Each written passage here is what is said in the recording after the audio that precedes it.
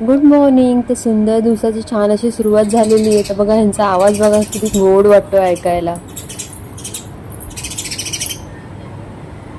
2 मिनिटं मी खिडकीमध्ये उभी राहून तर हा आवाजच ऐकत होती. अशी छान सकाळ झाली. नंतर मग पूजा वगैरे करायची होती. आज होता एक खास दिवस, 19 फेब्रुवारी, म्हणजे शिवजयंती, आणि त्यातमध्ये गुरुवार पण होता. तर छान अशी घरामध्ये पूजा करायची होती. तर माझं नेहमीच दर गुरुवारी जे असतं उंबरठ्याचं लेपन वगैरे सगळं करून घेतलं. देवाची छान देवाऱ्यातमध्ये पूजा करून घेतली.